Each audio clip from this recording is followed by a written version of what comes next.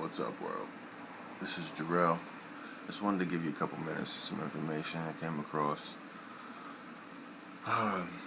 So, the cop that killed, murdered Andy Lopez is not being charged.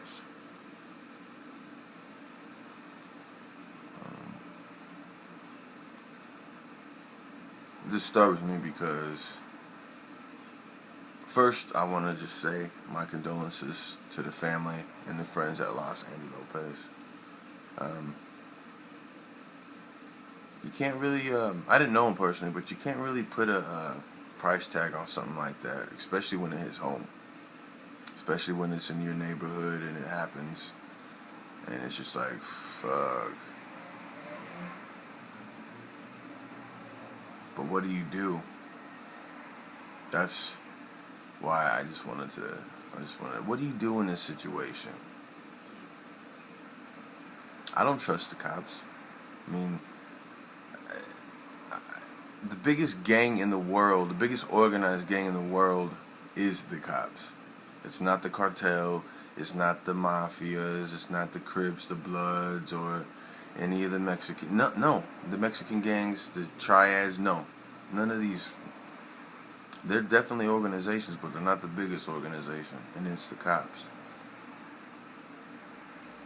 And if it would be some kind of miracle if we got gangs together to defend our communities. It sounds crazy, but there's more crooked cops that go through our areas than there are crooked neighbors. At least we know our neighbors. You know, at least you can put a pinpoint on who your neighbors are, you know? But we live in the United States of America, and there's nothing united about us. 50 different states, 50 different governors, 50 different set of rules. I mean, it's like a manual. Each state has its own manual on how to conduct yourself. There's nothing united about these states. Nothing. So, at that hand, what we need to do is to start taking action. You know, protesting is great, and I agree with the protesting and things, but we need more than protesting. We need action. People need action. There's people unlawfully getting arrested for, you know, and they're taking these are people that are supporting their families, and that have businesses, small businesses, and they're getting arrested. There's been, in the last 4 years, there have been over 35 independent business owners that have fallen because of some type of police involvement. And I mean, that's crazy. And I just feel like we as a community, because whether we all like it, know it or not, we're all in this together. Whether you're black, Mexican, whatever, white, doesn't matter. Doesn't matter. We're all in this together. There's no color. And the fact that we see color, that's what they want. And when I say they, I mean the political people, the people that run these places, that run these towns that we live in, these cities. They want that. You know, they want you to stay in your house and watch TV, eat fat foods. That's what they want. Be like cattle. So, like I said, action. We gotta take action. And honestly, Malcolm X said it the best: by any means necessary.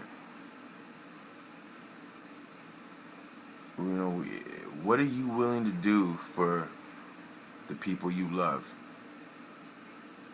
Because whether we all know it or not, we're not gonna just let, like, for example, if some invasion happened, right? Kind of like Red Dawn, like when they took on the Germans, the Russians, I believe, and it was a small town, but they all got together and they defeated them. They worked together as a team. Granted, they lost some. They stuck together, and that's what it's about. That's what it's about, sticking together. Because look how we I mean, there were just 3 kids that murdered this one kid outside of a party. They were accomplices or whatnot. And how is it that the cops are so late on these things? How is it that you guys are they're what? You guys couldn't find these people? They're useless. When people start realizing that cops are useless, it's gonna be a different ball game. Thus, it should be. Yeah, I mean, there are people out there that do need to be stopped. There's evil people out there that don't just wear badges. There's a lot of evil out there. A lot. But, like I said, you know your neighbors. Know your neighbors. Know who they are. And that's what I feel. I feel like that's where it comes into play. You know your neighbors. People don't hang out with their neighbors anymore. Their friends live over here or way over there, and it's not like the 50s anymore where people leave the door open to walk to the store. They can leave their front door literally open and go in the swimming pool and come back a couple hours later. It's not the 60s. I would say 70s, they're probably even able to do that. But there was just some type of hit we took the last 30 years where shit has gone downhill. And I mean shit, I mean everything.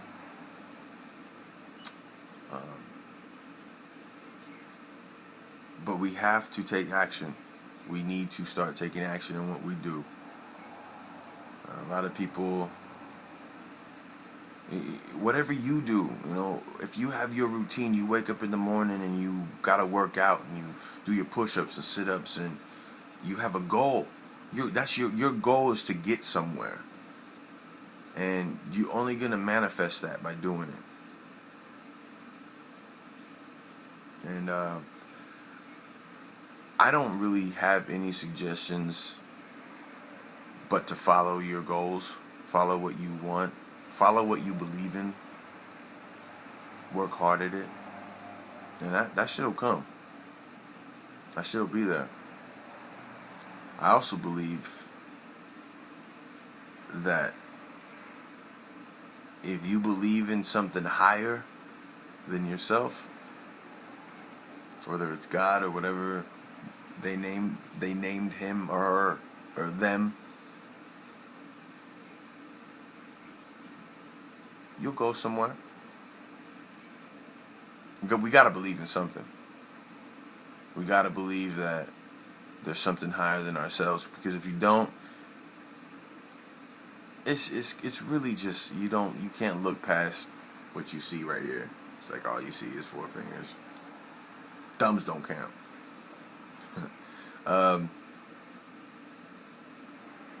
Just work hard at what you do and what you want to achieve, and know it's gonna bust your ass sometimes. But whether you want to work hard up here or work hard on the body, the whole physical body, do it for you. That's why these people that did what they did for Andy Lopez to stand out there and the protesters. To me, it's not protesting. I don't want to say protesting. I want to say they were taking action. But it's hard because all you have is posts, and this is what we believe in. We need more people like that. And we need to stop believing in the police, crooked as they come.